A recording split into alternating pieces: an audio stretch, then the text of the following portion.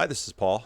Over the weekend, I finally had a chance to listen to the Bari Weiss, Jordan Peterson conversation, and I thought it was, again, one of this could be a high point in the second wave. I think the Jordan Peterson second wave could be very different from the first wave. And this conversation touched on, I think, what's at the heart of both of them. And it's a beating religious heart. In many ways, and I've wrestled a lot with how to address this video because there's so much in it. But in order to address something like this, you really have to sort of begin at the core, at the peak of the hierarchy, at the religious statements by both of them. And after that, begin to take apart the subsidiary pieces. Because what lies beneath this is, I think, as now postmodernity continues to come into focus, as modernity continues to recede, as the drowsiness of secularism, which is in some ways sort of a diluted version, diluted, not diluted, a diluted version of Christianity is also receding with modernity. What we see in Jordan Peterson and Bari Weiss are two deeply religious people. Now, what do I mean by religious? Again, I've talked before about religion as worldview and religion as it is often viewed through the secular lens, through the secular frame. You can hear this from the new atheists. Religion has something to do with supernatural beings or God construed as a super thing in a metadivine realm.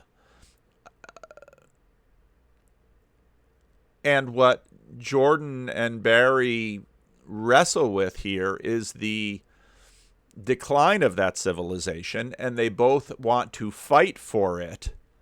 But in many ways, and Bari Weiss, I think partly because of her lifestyle choices, embodies some of the contradictions of this moment. There's no going back.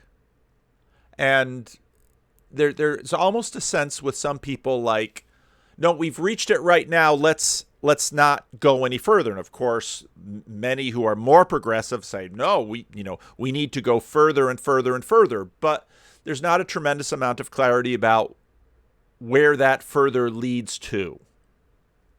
And we've talked a lot on this channel about telos, ends, goals, some of this.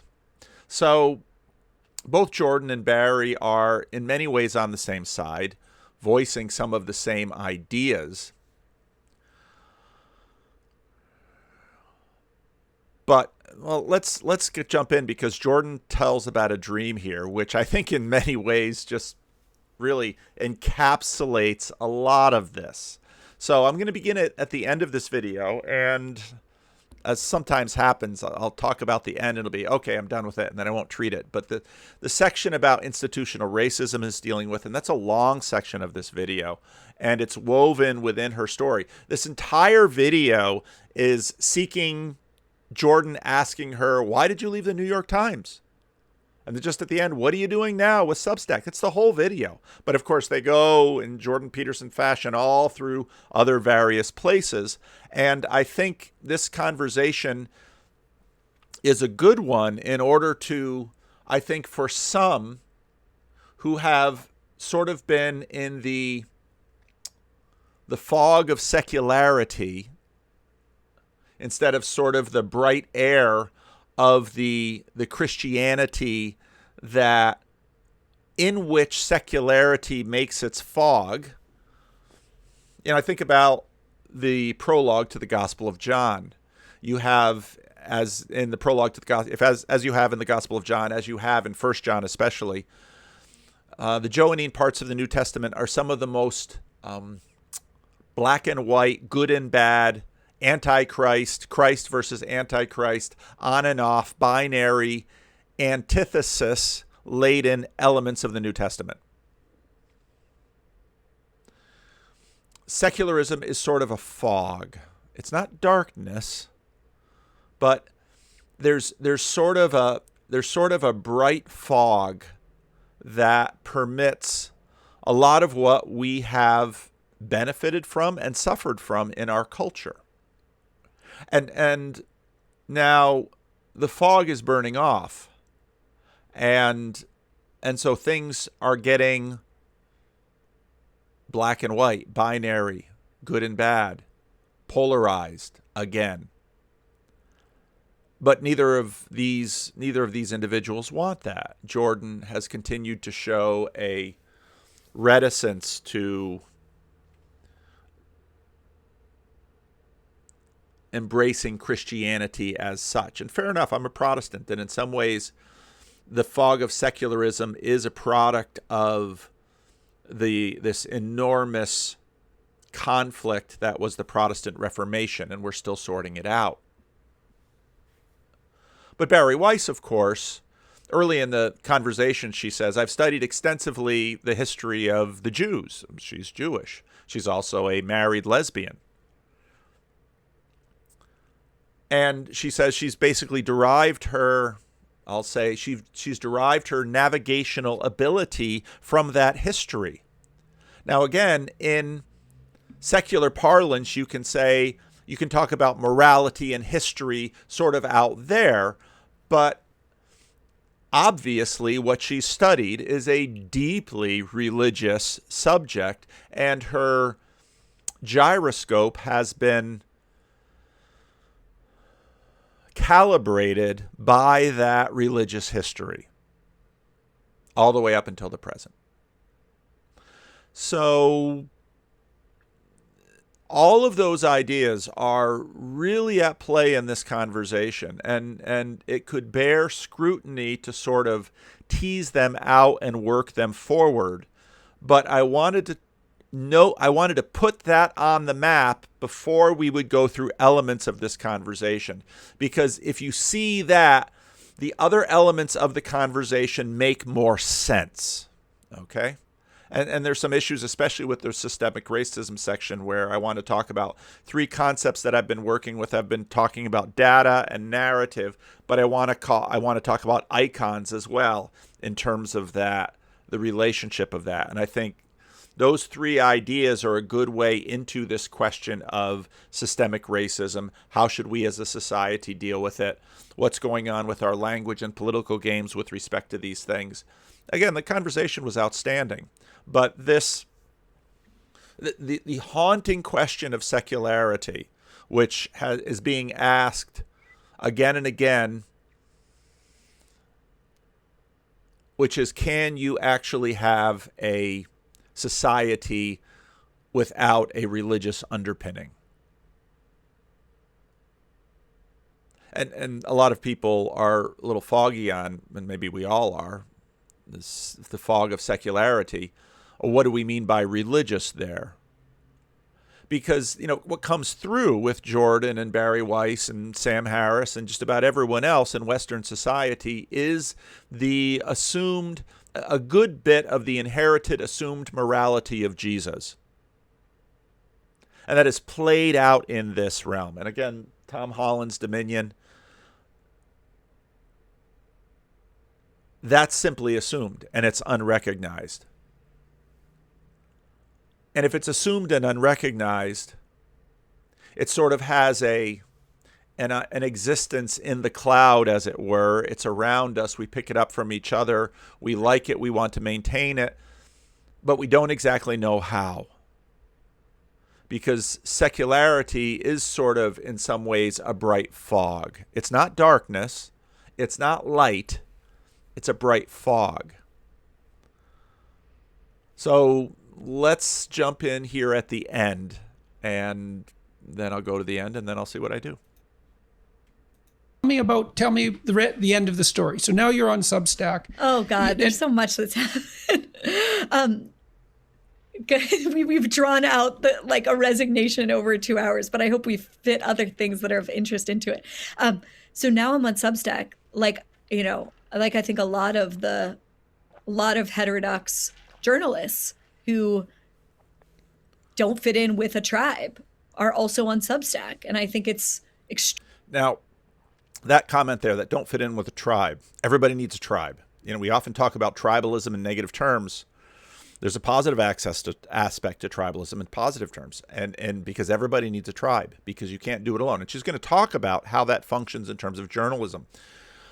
One of the interesting pieces, which, again, I want to go back through at one of the things that haunts this talk is the fall of what these two see as the golden age, the twilight of the golden age.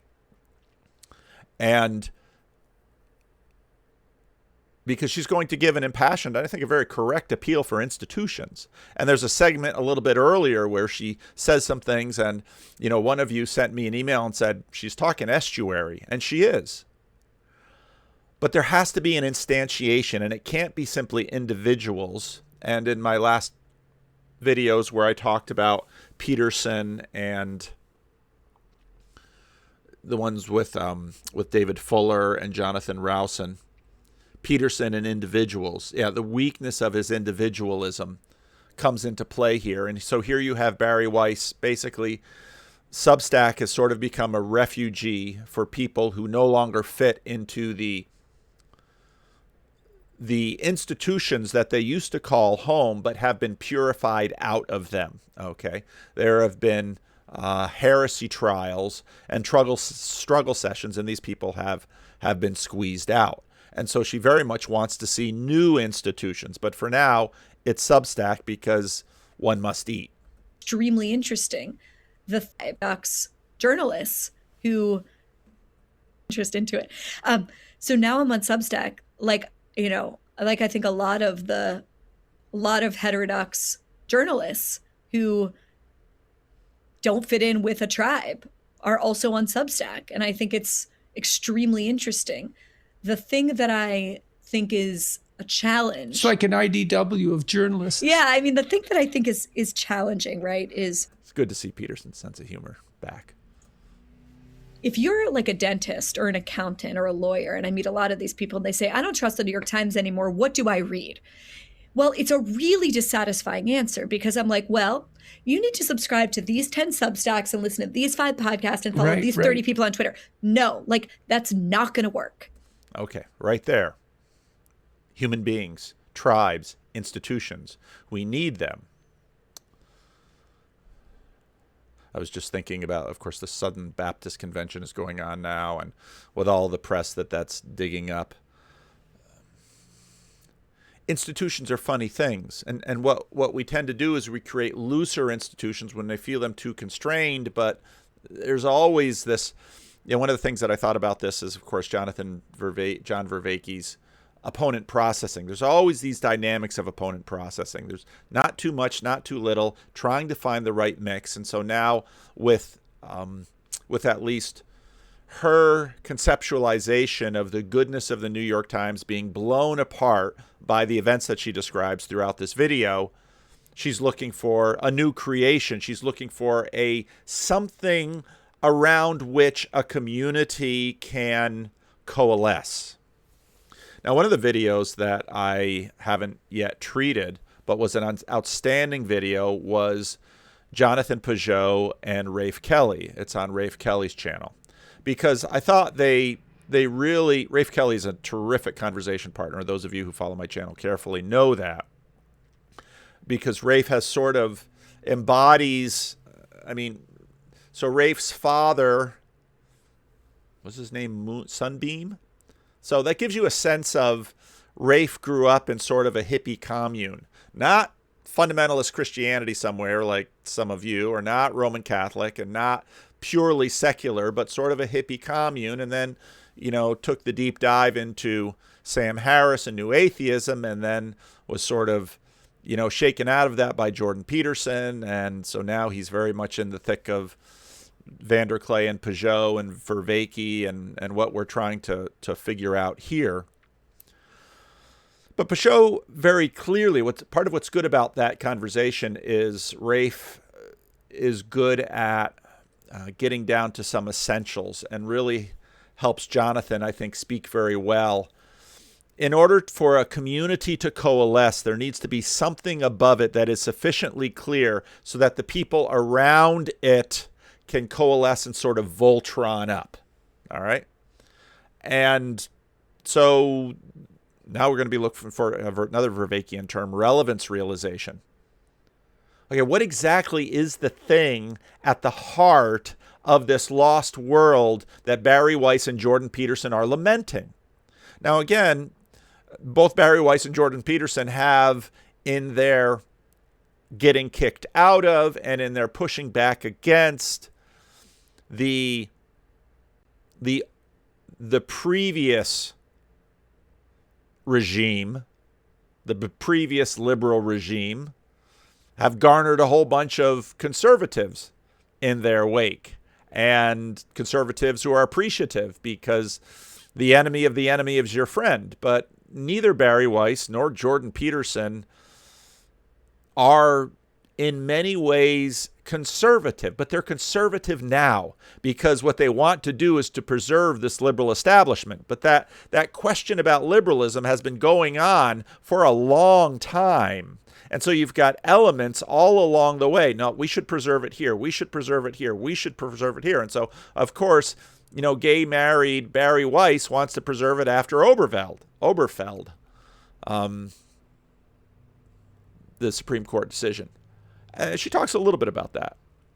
So you've got all of these trailing conservatives along the way, and there are temperamental reasons for that. There are personality reasons for that. And, of course, you've got the Jordan many times in the video, sort of scopes out her personality type and says, well, you're low in politeness and high in you're low in agreeableness, you're low in politeness, but you're high in conscientiousness and you're high in compassion. And so that sort of makes up who you are. And, she'll probably, if she takes Jordan's personality test, we'll see. But they're sort of working on this. And of course, in time, politically, socioculturally, as certain clumps of conservatives gain momentum, it'll put brakes on the people who are at the progressive end of things pushing in a certain way. And that's part of what we're seeing. We're seeing critical mass develop. But now what's coming from her is going to be an impassioned zealot's plea, which is fascinating because, again, you can only really coalesce the group if you don't have something to circle around, Jonathan Haidt, if you don't have something to coalesce around, if you don't have something to look up above it and draw you in, you will continue to be a reactive community, and you will continue to be, in that sense, all of the dynamics will be parasitic. The only identity you will have will be anti-woke. And woke is, of course, the identity of anti-capitalist or anti-past order or anti-structural or something like that, okay? So you don't want to have a reactive identity. So you're going to need to articulate that thing that you circle around. Now, it's important to note that she is not a priest. She's a journalist. And journalists have a particular part to play, but in many ways, towards the end of this, you hear her with a missionary cry. So I am extremely interested in what I've been referring to. Like, how do I make a common address for that sensibility? Okay. She's looking for the thing around which her community can coalesce, because they're going to need to institutionalize. They're going to need to instantiate in a corporation, in a church. Again, back to, maybe I should just play it. I've got it on my clips channel.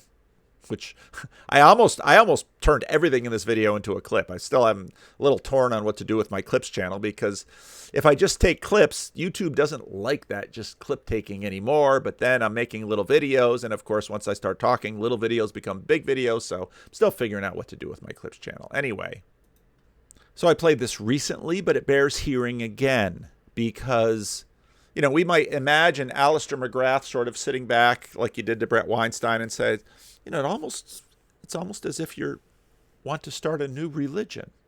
I wanted to start maybe with Tara's point about sort of the durability of this kind of, I'll conflate your 2 points and say the durability of imminent individualist religion in American life, right? And the fact. And now this isn't imminentist individual religion. This was a religion that the New York Times used to be a platform to maintain.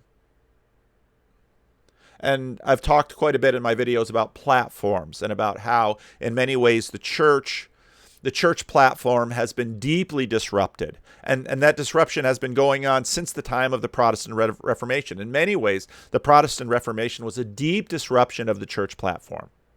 But yet this church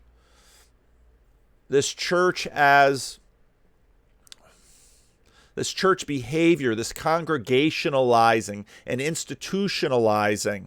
I mean, this, of course, is deep within the Protestant ethos, because Protestants then form churches. Fact that you have plenty of, divination and God within spirituality going back to the 18th century. It seems to me that if you look at sort of the historical pattern in American life, you have sort of either surges of that kind of spirituality or particular religious geniuses who manifest it. And then the movements and institutions that they build have historically then been sort of pulled back towards a kind of normative Christian structure or framework, to use Steve's account, right? So, Now, think again, I brought up Billy Graham for the last 3 years talking about Jordan Peterson. Billy Graham didn't found a church. Billy Graham surfed on the waves of churches. Christianity Today became, in a sense, the New York Times of evangelicalism. He had a practice of crusades, and in some ways he used churches and churches used him. It was a symbiotic relationship when he came to town. And of course, there are many aspects within Christianity that afforded such a thing. But Billy Graham didn't found a church. We don't have the first church of Billy Graham or Billy Grahamism or Grahamism or any of those things. And that, I think, shows a fundamental shift in platforms. To take the examples of the 2 biggest 19th century examples maybe are Christian Science, which comes out of New Thought in certain ways, and Mormonism, which gets its start in the sort of the kind of divination happy world of upstate New York in the early 19th century. And both of those, if you look at them from a sort of how Christian are they perspective at the outset, you can make a case that they're both pretty stark departures, maybe not getting all the way to something we call paganism or post-Christianity, but clearly really stark departures. In Mormonism's case, you mentioned polyamory, right, as a feature of the contemporary political landscape. Early Mormonism goes all the way to polygamy. And then, over the course of the next 100 years, you get to a point where by the time of the 1950s and 1960s, both Christian Science and the Church of Jesus Christ of Latter-day Saints, while they're still regarded as heretical or dangerous or cultic by some other Christian denominations, are, I think, reasonably seen as connected to a kind of, a kind of Christian tradition in. So Christianity has within it this certain autocorrecting feature. And again, this is where Jordan Peterson talking about ideology versus religion is helpful, because these ancient religions have deep resources that we are not aware of, that sort of, Douthat's point is that they're sort of pulled, Christian Science, Seventh-day Adventists, 50 years ago were much more of a sect. Increasingly, Seventh-day Adventists are just sort of another evangelical church that meets on a funny day of the week. Okay, Mormons, conversations with Christian leaders, Christian Reformed philosopher Richard Mouw. Jehovah's Witnesses, there's this, sometimes Jehovah's Witnesses would come to my door, and if I had a little time and I was feeling a little trollish, would sort of just sit down and act like a normal guy and then start asking a few peculiar questions about their personal ideas around issues such as the Trinity. Now, I wouldn't say the word Trinity, because I would be exposed for what I was doing, but I asked some more questions about, the resurrection and Jesus and the life of the age to come and 144,000, and, because I knew these things. And in some ways I was a little better prepared than the foot troops that they deployed to the door. And, I did this in my own way, not to try to flip them or expose them or belittle them, but I want to know how much the foot soldier of the Jehovah's Witness is actually up on the finer distinctions of their religious system. But then again, there's plenty of sloppiness. I mean, I've spoken before about the Gnosticism in American evangelicalism. I think dispensationalism has taken many churches in a poor direction. So, but again, back to the institutions. Of course, Jordan Green, is it Greenhall or Green or Hall? Jordan Hall, talks about Blue Church. And in many ways, New York Times is the platform of the Blue Church. And at one point, Bari Weiss talks about the fact that there's this purifying element to it. And she decries the fact that the New York Times, in many ways, sort of analogous to Fox News or Donald Trump or, AOC. What's happening is that everyone has to appeal to their base. And the easiest way to appeal to your base is to use fear, to antagonize, to draw bright lines, to polarize. And so part of what Bari Weiss is lamenting is really the lost, consistent haze of bright secularity in American life. And there's clearly an aspiration, at least among parts of the leadership of those what become those churches, to move in that direction. And it seems to me one thing that's been different since the 60s and 70s, right, is that hasn't happened to the same degree, right? So we've gone through the sort of Marianne Williamson presidential campaign, which unfortunately has not won enough support to merit the fascination that I've applied to it. But I feel like a 19th century version of Marianne Williamson would have started a church, right? 19th century version of Marianne Williamson would have started a church. What does Bari Weiss want to start? Blue Church 1.0 instead of present New York Times being Blue Church 2.0? So she's not tinkering with platform, but this is sort of what we're after here. That independent-minded spirit that, is not like... Independent-minded spirit. Is there really any such thing? Alan Jacobs wrote a book about thinking. And we always admonish people to think for themselves. That's sort of the proselytizer's cry. Because what I'd really like for you to do is to think like me. But now she pushes back, and rightly so. There's a great segment in this where both she and Peterson agree that in many ways what the individual with authority, and now there's another Rebel Wisdom video that I watched that I want to bring in in some ways when I treat that segment of their video. And that's why I thought about just sitting down and muscling my way through this entire video to do a commentary on the whole thing. But there's so many other pieces I want to bring in because this video touches on so many of the issues that are currently at play. Do we ever really think for ourselves? But now the good mentor, let's say, and I thought Weiss and Peterson were dead on right in this.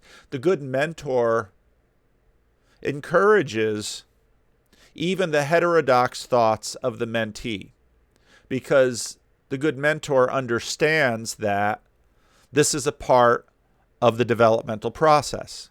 And I've talked quite a bit in my videos about how deconstruction isn't always a bad thing. There's differentiation in terms of childhood development, and it's a necessary stage of, if you want to find true zealots, look at fifth and sixth graders. They're usually just true zealots. And as Joey from the Discord server and from the local meetup notes, that in some ways it's sort of this, so many of the present revolutionaries in the social sphere are actually deeply conservative because all they're doing is mimicking boomer rebellion. And it's like, is that conservative? If Steve Jobs stands on stage and says, accept no dogma, and then you say, I accept no dogma, to what degree are you just bought into the dogmatism of Steve Jobs? And we're sort of in those inversions right now. And of course, Peugeot talks about those in good ways, that we're in these strange loops right now. And Akira the Don had this great line of how much more naked can Madonna get? At some point, the hot girl is the one who has clothes on. And the real revolutionary, the real radical, figures out how to stay married and faithful to their spouse and not get divorced and live out till death do us part. That's the real radical. You say, well, wait a minute, that's a traditionalist. Well, it's that circular inversion we have going here. So Bari Weiss she's looking for the essence around which she can coalesce the sacred community. That's what she's looking for. And, my conversation with Cale Zeldin and Brett Sockold, where they were talking about how, when John Paul II became Pope and then Benedict after, a whole bunch of them thought, in some ways, this is the end of history. Our church will always stay with our present regime in it. And the same letter that I read on one of my previous videos